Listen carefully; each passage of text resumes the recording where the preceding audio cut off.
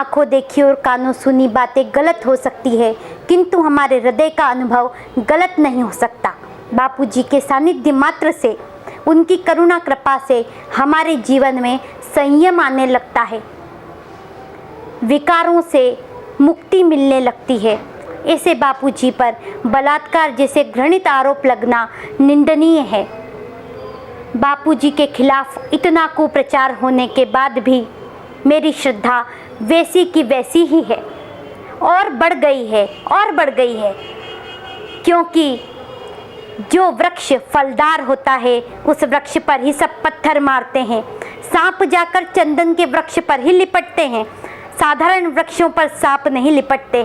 किंतु कितने ही पत्थर खाए, वृक्ष फल देना नहीं छोड़ता। कितने ही सांप लिपट जाए, चंदन की महक से समाज और लोग सुवासित होते ही रहते हैं। ऐसे ही बापूजी भी इतने आरोपों के बाद भी निर्लिप्त भाव से मुस्कुराते हुए हर परिस्थिति में समता, आनंद और प्रसन्नता से परिपूर्ण होकर हम सभी को संदेश दे रहे हैं कि हम में भी गुरुदेव जैसी समता आए, विपरीत परिस्थितियों को, तितिक्षाओं को सहने की क्षमता बढ़ जाए।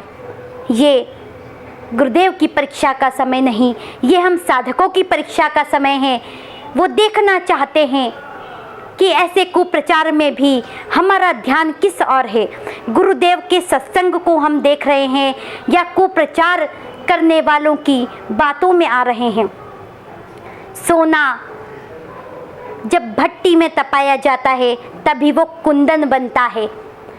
बापूजी जानते हैं उनके सोने जैसे साधक हैं, इसलिए कुप्रचार की भट्टी में तपाकर हमें समता, आनंद, प्रसन्नता और गुरु ज्ञान को आत्मसात कर सके, ऐसा बापू बनाना चाहते हैं।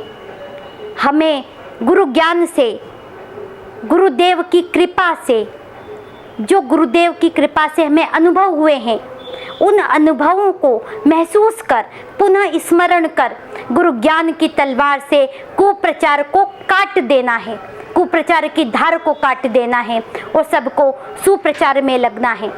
माताओं बहनों से मेरा अनुरोध है कि जब माता सीता पर आरोप लगे, एक धोबी ने आरोप लगाया और पूरे अयोध्यावासी उन आरोपों की चर्चा करने लगे, किंतु जब लवकुश अयोध्या आए वाल्मीकि जी की प्रेरणा से और उन्होंने सबको जाकर सीता माता की पवित्रता, उनके संयम, उनके धर्म पालन के विषय में बताया और अयोध्या वासियों की आंखों से जब आंसू बहे तब सीता माँ का कलंक धुला था।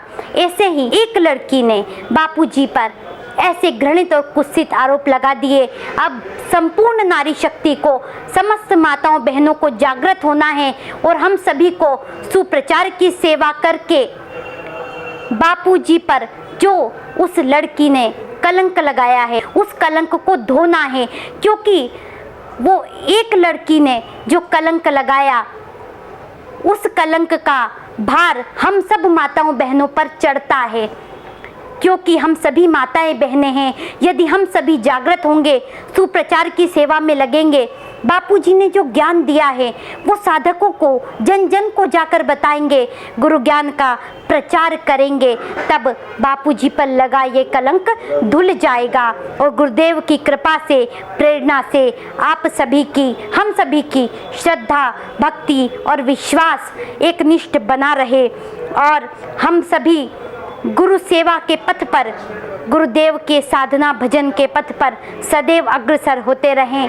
ऐसी आप सभी से विनती करती हूँ और प्रार्थना करती हूँ परम पूज्य सद्गुरुदेव श्री आशाराम जी बापू जी के चरणों में कि हम सभी साधकों को हमेशा ऐसे ही स्नेह से, करुणा से, कृपा से संभालते रहें। पूज्य गुरुदेव के श्री चरणों में कोटि कोटि प्रणाम।